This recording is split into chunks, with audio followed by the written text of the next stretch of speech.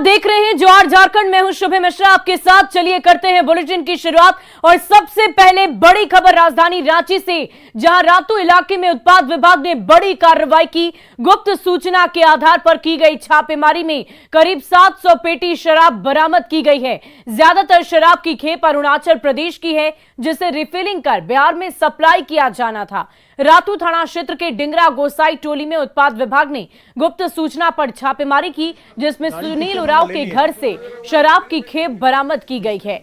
ये तस्वीरें हम आपको एक्सक्लूसिव दिखा रहे हैं। देखिए किस प्रकार से 700 पेटी शराब की जब्ती की गई है। अरुणाचल प्रदेश की खेप से ये शराब मंगवाई गई थी। रिफिलिंग कर इसे बिहार भेजा जाना था। गुप्त सूचना के आधार पर आज तड़के सुबह 5 बजे हम लोग रातू थाना अंतर्गत एक गांव है तिरई करके, तिरई में गांव के अंतर्गत एक टोला भी है, छोटा सा गोसाई टोला में सुनील उरांव का घर है। उसके जस्ट पीछे में कराकट का बना हुआ एक घर था। उसमें हम लोग कन्फर्म थे और फिर जब छानबीन किया गया तो उसमें से तकरीबन 700 पेटी अवैध विदेशी शराब बरामद किया गया। जांच पड़ताल में पाया गया कि कुछ प्लास्टिक्स बोतल है जो 4 सेल इन अरुणाचल प्रदेश है और कुछ गोवा किंग है ब्रांड्स का नाम में, लेकिन प्रथम दृष्टिया से सारे के सारे नकली विदेशी शराब प्रतीत हो रहे हैं। और बोकारो सदर अस्पताल से बेहद ही शर्मनाक और हैरान करने वाली एक तस्वीर सामने आई है। अस्पताल के मुख्य गेट पर सिविल सर्जन कार्यालय के पास एक मरीज सड़क पर रेंगते नजर आया। बताया ये जा रहा है कि चास मेन रोड स्थित मछली पट्टी का रहने वाला शंभू धीवर अपने टूटे पैर का इलाज कराने अस्पताल पहुंचा था, लेकिन पैसे के अभाव के कारण उसका इलाज नहीं किया गया। पीड़ित शंभू का आरोप है कि डंडे से मारने की बात कहकर उसे अस्पताल से बाहर निकाल दिया गया।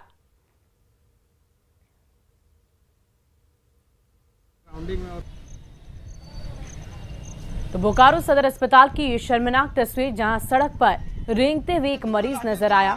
ये तस्वीरें आप देख सकते हैं किस प्रकार से ये बेबस बेसहारा मरीज, जिसके पास पैसे नहीं थे, और जब वो अस्पताल इलाज कराने पहुंचता है तो सारी इंसानियत मर जाती है और किसी ने भी उसका इलाज नहीं किया, बल्कि डंडे का खौफ दिखाकर उसे वहां से भगा दिया गया। आ गए हमको बोल रहा तुम चल जा घर, हमको गाली गलौज दे रहा है, मुझे लाठी से मारेंगे, तुम यहाँ से भागो ना तो तुमको लाठी से मारेंगे। क्या चाहता है? हमको इलाज चाहिए सर। हमको मेरे दोनों पैर टूट गया है, अब मेरा कुछ इलाज नहीं कर रहे लोग। यहाँ पे डॉक्टर भगा दिया? हाँ यहाँ पे रो भगा दिया है। धमकी, हाँ वहीं पर रो धमकी उमकी दे रहा था, भगा दिया हमको। हाँ सामान लाओ, पैसा लाओ, तब जाकर एडमिट करेंगे। और इस पूरी खबर की अधिक जानकारी के साथ हमारे संवाददाता मृत्युंजय हमारे साथ फोन लाइन पर जुड़ चुके हैं। मृत्युंजय, ये बताइए कि ये इंसानियत को शर्मसार करने वाली तस्वीर जो हम इस वक्त अपनी टीवी स्क्रीन पर देख पा रहे हैं, अब ऐसे में इस व्यक्ति का इलाज क्या आगे हो पाएगा? क्या इसकी कोई व्यवस्था वैकल्पिक की गई? क्योंकि इस अस्पताल में तो इंसानियत को शर्मसार करने वाली बात सामने आई है। देखिए, मैं आपको बता दूं कि जिस तरह से एक मरीज जो सड़क पर रेंग रहा है और दोनों पैर उसका टूटा हुआ है, और जिस प्रकार से सदर अस्पताल के द्वारा उसको धनबाद भेज दिया गया, धनबाद में उसके इलाज के लिए सामग्री की मांग की जाने लगी, पैसे से खरीदारी करने की बात कही, तब उसको वहां से भगा दिया गया और फिर से सदर अस्पताल और सीएस कार्यालय के पास वह रेंगता नजर आया। तो कह सकते हैं कि स्वास्थ्य व्यवस्था को हम लोगों ने खटिया पर देखा था, लेकिन अब सड़क पर भी स्वास्थ्य व्यवस्था हम लोगों को देखने की मिल रही है। कहीं ना कहीं जो स्वास्थ्य व्यवस्था है इस राज्य की पूरी तरह चरमरा चुकी है और जो मरीज हैं उनका कोई भी ख्याल नहीं रख रहा है, चाहे वो चिकित्सक हो और स्वास्थ्य मंत्री भले बड़ी बड़ी बातें करते हों, लेकिन जिस प्रकार से व्यवस्थाएं देखने को मिल रही हैं, कहीं ना कहीं यह इस राज्य के लिए एक बहुत बड़ी दुर्भाग्यपूर्ण बात है। और एक मरीज जो है दोनों पैर टूटा हुआ और सड़क पर इलाज के लिए इधर उधर भटक रहा है और सड़क पर रेंग रहा है, तो ये कहीं ना कहीं इस राज्य के लिए एक अच्छी तस्वीर नहीं है। जी बहुत बहुत शुक्रिया मृत्युंजय हमारे साथ जुड़ने के लिए। वाकई ये एक बेहद ही शर्मनाक तस्वीर है।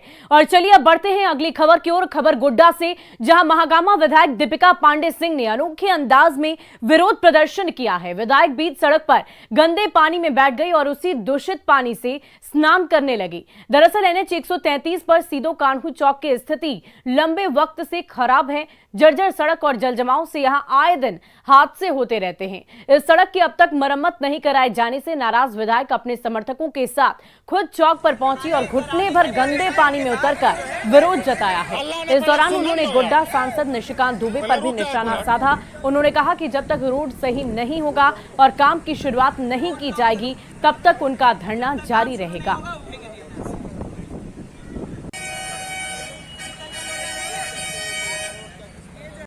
लगता है कि जो निशिकांत दुबे जी का जो गंगा जल नदी में और यहाँ के लोगों के लिए पीने के लिए पानी जो आना चाहिए था, आज वो सड़क पर ये गंगा जल दिख रहा है। मैं इस गंगा जल में से आज सुबह स्नान किए हैं और जब तक यहाँ पर काम शुरू नहीं होता हम यहाँ से नहीं उठ करके जाने वाले। केंद्र सरकार हमारे क्षेत्र के लोग आसपास रहते हैं, हमारे क्षेत्र के लोग यहाँ आसपास रहते हैं और उनको लगातार परेशानी हो रही है और हम लोग इस बात को बहुत मजबूती से उठाते रहे हैं। लेकिन जो कार्य और जिस पर ध्यान विशेष करके सांसद महोदय को देना था वो उस पर ध्यान नहीं दे करके केस मुकदमे उल्टे सीधे ट्वीट्स करने में बिजी हैं और आज हम लोगों की यह हालत है कि जनप्रतिनिधि को आकर के इस तरीके से बैठना पड़ रहा है। अगर हम लोगों की बात को नहीं सुना जाएगा, मैं सदन के चलने तक इंतजार नहीं कर सकती हूँ। अगर हम लोगों की बात को नहीं सुना जाएगा तो हम लोग अपना तरीका बदलेंगे। और इधर दीपिका पांडे सिंह के विरोध पर सांसद निशिकांत दुबे ने ट्वीट कर निशाना साधा है। उन्होंने पूरे मामले में राज्य सरकार को दोषी ठहराया, साथ ही कहा कि नेशनल हाईवे का रखरखाव राज्य पथ निर्माण विभाग करता है और इसके लिए केंद्र सरकार ने 75 करोड़ रुपए भी 6 महीने पहले दे दिए थे, लेकिन कमीशन खोरी या लापरवाही की वजह से काम नहीं हो सका है।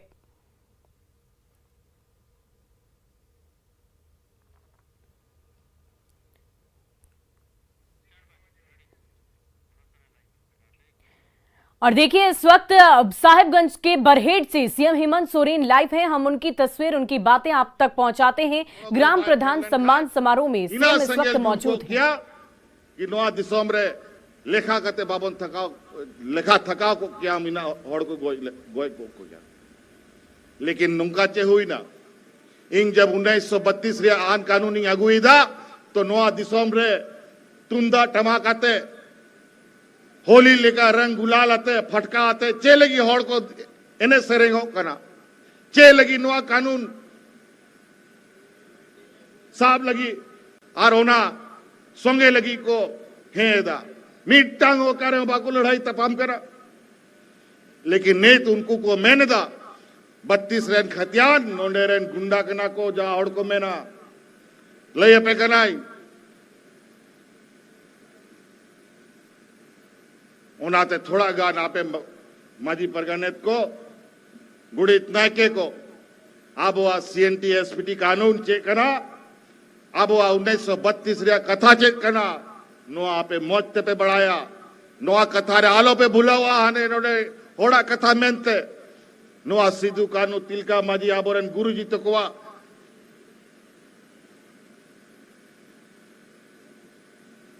गो आगू का नुंका कथा कना नो आरे जहां को छेड़छाड़ खान अब वह वजूद के चबा उतारोता बना।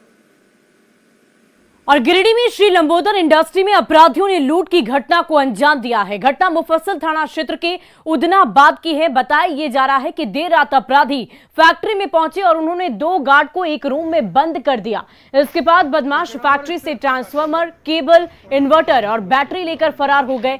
घटना का CCTV फुटेज भी सामने आ गया है। ट्रांसफार्मर को चोरी कर लिया गया है।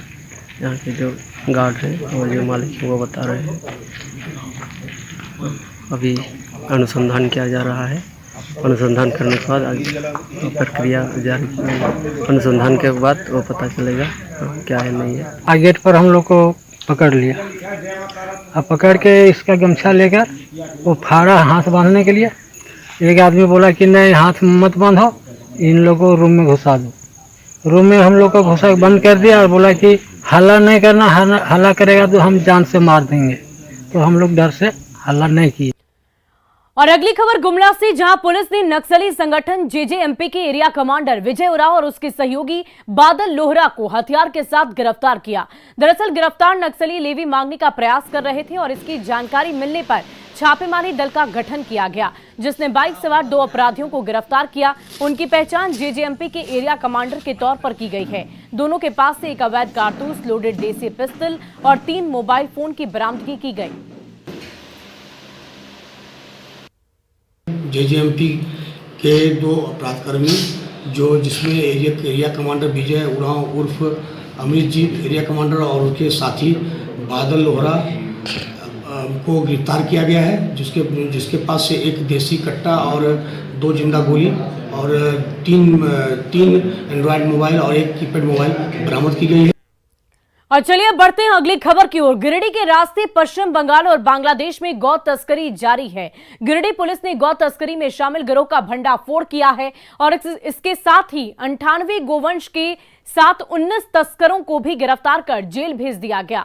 सदर एसडीपीओ के नेतृत्व में बेंगाबाद छोटकी खरगड़िया मेन रोड पर पुलिस ने सघन छापेमारी अभियान चलाया था और इस दौरान 10 पिकअप वैन और 1 ट्रक को जब्त किया गया, जिसमें 65 गाय, 31 बछड़ा और 2 भैंस लदे थे। सभी गिरफ्तार आरोपी जामताड़ा मेहिजाम के साथ ही बिहार के भोजपुर, पटना, लखीसराय, पश्चिम बंगाल के बर्दवान के रहने वाले हैं।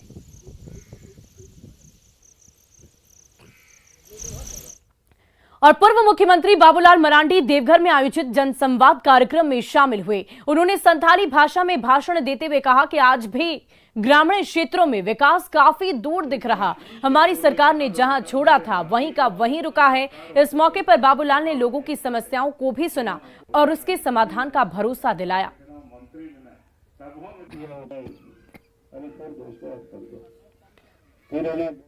और 1932 के खतियान को लेकर निर्दलीय विधायक सरयू राय ने एक बड़ा बयान दिया है। देवघर पहुंचे सरयू राय ने कहा कि जब ये एक्ट और अधिनियम बनकर सामने आएगा तब ये फैसला लिया जाएगा कि ये संविधान के अनुसार है भी या नहीं। उन्होंने सीएम को पूरी प्रक्रिया को न्यायिक समीक्षा कराने की अपील की है ताकि संविधान की कसौटी पर ये खड़ा उतर सके। सभा में एक प्रस्ताव के रूप में नहीं आता है कानून बनने के लिए, तो कैबिनेट संक्षेप में कुछ पास कर दी, हर आदमी उस पर बयान रोज दे रहा है।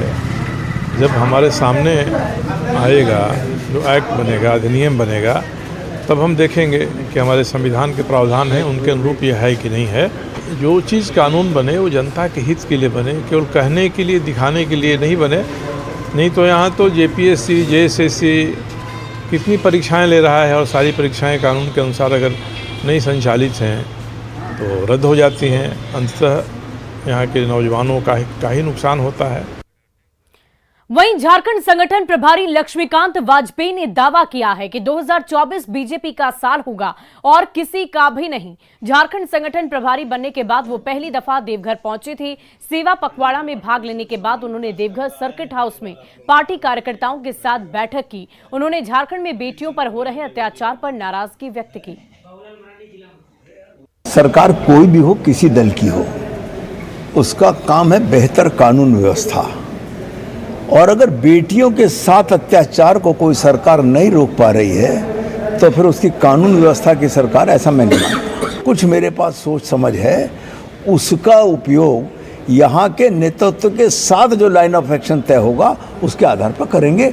ये बात तय है कि 24 भारतीय जनता पार्टी का होगा और किसी दल का नहीं होगा। और कांग्रेस के प्रदेश प्रभारी अविनाश पांडे का कहना है कि भारत जोड़ो यात्रा पर देश की निगाहें टिकी है और इसी कड़ी में झारखंड में भी हर प्रखंड और बूथ तक इस यात्रा को जोड़ने का लक्ष्य तय कर लिया गया है। उन्होंने ये भी कहा कि 90 साल पुराने खतियान को लेकर यहां रहने वाले लोगों के साथ अन्याय नहीं हो, इसका सरकार पूरा ख्याल रखेगी। पूरे देश की नजर जिस भारत जोड़ो यात्रा पर है उसमें झारखंड की भूमिका भी बहुत अहम रही और आने वाले समय में प्रदेश कांग्रेस कमेटी पूरे प्रदेश के अंदर में इस भारत जोड़ो आंदोलन को प्रदेश के हर प्रखंड और बूथ तक इसको जोड़ने का कार्य करेगी।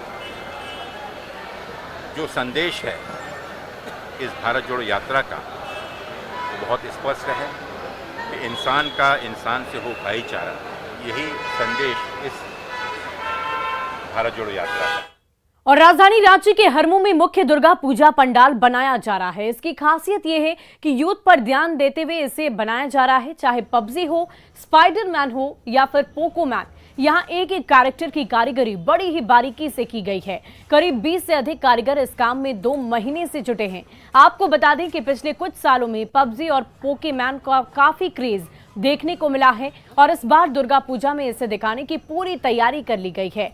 और अधिक जानकारी दे रही है रांची संवाददाता रूपाली त्रिपाठी। इस वक्त हम राजधानी रांची के मुख्य हरमू बाजार में मौजूद है, जहां पर एक बहुत ही आकर्षण वाला पंडाल बनाया जा रहा है। सामने आप देखेंगे किस तरीके से यूथ को लुभाने वाला सामने जो है कारीगरी की जा रही है। ये स्पाइडरमैन है, ठीक उसके बगल में पोकेमॉन बनाया गया है और जो कारीगर है वो बाहर से आए हैं इसके लिए स्पेशली और अपनी कारीगरी उतार रहे हैं। इस बार उम्मीद किया जा रहा है कि पहली बार राजधानी रांची में इस तरीके की कारीगरी की जा रही है, जहाँ सीधे फोकस किया गया यूथ पे। यूथ बहुत ज्यादा अट्रैक्ट होंगे। कितने दिन से बना रहे हैं और क्या नया नया चीजें? तो अभी तो हम आए इधर 20-25 दिन हुआ। हमारा घर में 2 महीना काम चला, 3 महीना से मैनेज हो रहा है। होगा जब पूजा का टाइम उठ बने। अलग अलग कार्टून दिख रहा है जो सब हम लोग यंगस्टर्स देखते हैं। जो स्पाइडरमैन है और बैटमैन है। इधर जो पबजी का बंडल है, एक कॉग है, सब ये सब वो लगेगा बनेगा। अभी तो काम चल रहा है। अंदर भी छोटे छोटे बना के रखा हुआ, वो क्या है? कौन सा? अंदर इसके अंदर रखा हुआ है वो सब क्या है? इधर देखिए। इधर जो रखा है वो सब बैटमैन है। और इधर तो छोटा छोटा बच्चे का मॉडल है, उधर रखा है। वो सब छोटा छोटा कोई गेम खेल रहा है। कम उम्र के लोग पे ज्यादा फोकस किया गया है। सब छोटे बच्चे के ऊपर, सब छोटे बच्चे सब गेम खेलता है, रात भर जाग के गेम खेलता है। इसलिए इस कारण के सब बना रहे। बाहर होगा देखा जाएगा। ये जो पबजी का सब है। तो आपने देखा कि पबजी हो या स्पाइडरमैन हो, हर किसी के एक मिनिएचर यहाँ पर बना के रखा गया है और इस बार यूथ को काफी ज्यादा टारगेट किया गया कि लोग के लिए आकर्षण का केंद्र बने। बता दें पिछले 2 साल में लोग पर काफी पाबंदी थी कोरोना काल को लेकर, पर इस वर्ष लोग बिना किसी रेस्ट्रिक्शंस के बाहर निकल सकते हैं और दुर्गा पूजा के जो अलग अलग पंडाल बन रहे हैं उसका बहुत ही अच्छे से एंजॉय कर सकते हैं, अपने परिवार के साथ समय बिता सकते हैं। रूपाली त्रिपाठी, न्यूज़ 18 रांची। और राजधानी रांची में भव्य पूजा पंडालों का निर्माण कार्य जोरों पर है। रांची के अपर बाजार में इस बार तनोट माता के मंदिर का प्रारूप देखने को मिलेगा। 1965 के भारत पाक युद्ध के दौरान इस मंदिर का महत्व और साथ साथ और भी चमत्कार की झलकियां भी पूजा पंडाल में देखने को मिलेगी। और क्या कुछ खास होगा, बता रही है रांची संवाददाता कोमल बहल। पाकिस्तान द्वारा करीब 3000 बम गोले बरसाया गया था, जिसमें सारे के सारे गोला यहाँ आकर निष्क्रिय हो गया था इस मंदिर में। इस मंदिर का खासियत यही है। और उस वर्ष विजय भी प्राप्त हुआ था। फिर 1971 में भी वही दोबारा प्रक्रिया किया, बम गिराया गया, उस समय भी बम निष्क्रिय हो गया। तो इस वक्त हम मौजूद हैं रांची के अपर बाजार में, जहाँ पे आप देख सकते हैं कि दुर्गा पूजा को लेकर के पंडाल का निर्माण कार्य जो है वो ज़ोरों शोरों से चल रहा है। अगर हम इस पंडाल की बात करें तो इसके अपने ही ऐतिहासिक मायने हैं। ये पंडाल में इस बार हमें जैसलमेर के तनोट माता मंदिर का प्रारूप देखने को मिलेगा। ये मंदिर की अगर हम बात करें तो ये मंदिर पाकिस्तान की सीमा से सटी हुई है। जब 1965 में भारत और पाकिस्तान के युद्ध में बहुत सारे बम दागे गए थे तो वो इस मंदिर में आकर के निष्क्रिय हो गए थे। तो ये मंदिर के अपने ही ऐतिहासिक मायने हैं। तनोट माता मंदिर में भारत पाक युद्ध के बाद भारत के विजय स्तंभ भी बनाया गया था। तो ये जो सामने आपको नजर आ रहा होगा, ये विजय स्तंभ भी बनाया जा रहा है। कारीगर जो है वो विजय स्तंभ बना रहे हैं। पाकिस्तान द्वारा छोड़े गए कई निष्क्रिय गोले जो हैं वो इस मंदिर में आकर के निष्क्रिय हो गए थे, कई सारे बम के गोले। तो इस पंडाल के जरिए उसे भी दिखाने की कोशिश की जा रही है और एक आज़ादी के अमृत महोत्सव की झलकियाँ जो है यहाँ पे देखने को मिलेगी। तो ये विजय स्तंभ है, जहाँ कारीगरों द्वारा विजय स्तंभ बनाया जा रहा है। ये उसका ऊपरी हिस्सा है, वो ऊपरी हिस्सा होगा, ये उसके नीचे का हिस्सा होगा। तो इस तरह से विजय स्तंभ भी बनाया जा रहा है। तो अगर हम बात करें बच्चों की, तो कई बच्चे दुर्गा पूजा में अपने माता पिता के साथ आते हैं, पूजा पंडाल घूमने के लिए आते हैं। तो ऐसे में यूथ क्लब द्वारा एक बहुत ही अच्छा प्रयास जो है बच्चों लोगों को पंडाल के जरिए उनके इतिहास के बारे में जानकारी देने का एक अच्छा प्रयास जो है वो यूथ क्लब के द्वारा किया जा रहा है। कोमल बहल, न्यूज़ 18 रांची। और आसपास की घाटियों में लंबी घास पर खिले रुई जैसे काश के फूल लोगों को बेहद आकर्षित कर रहे। इन फूलों के खिलने से ही अनुमान लगाया जाता है कि वर्षा ऋतु अंतिम चरण में है और शरद ऋतु का आगमन होने वाला है। मान्यता तो ये भी है कि इसके तहत जितने भी पूजा पाठ या शुभ कार्य होते हैं उसमें काश के फूल का इस्तेमाल किया जाता है। वहीं ऐसा मानना है कि फूलों में औषधीय गुण भी हैं, जिससे स्किन इन्फेक्शन दूर करने में मदद मिलती है। और अधिक जानकारी दे रही है रांची संवाददाता रूपाली त्रिपाठी। राजधानी रांची और उसके आसपास के घाटियों में काश के फूल जो है फिलहाल आकर्षण का केंद्र बने हुए हैं। पर्यावरण जानकारों के मुताबिक मौसम में हो रहे बदलाव के लिए काश के फूल जो है वो एक सूचना के तौर पर काम करते हैं। इन फूलों के खिलने से ही अनुमान लगाया जाता है कि वर्षा ऋतु अंतिम चरण में है और शरद ऋतु का आगमन होने वाला है। बता दें कि जो काश के फूल है उसकी भारत के कोने कोने में काफी ज्यादा मान्यता है।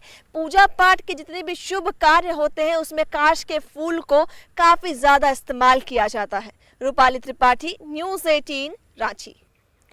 और फिलहाल इस बुलेटिन में अभी के लिए बस इतना ही, लेकिन न्यूज़ 18 बिहार झारखंड पर खबरों का सिलसिला लगातार जारी है।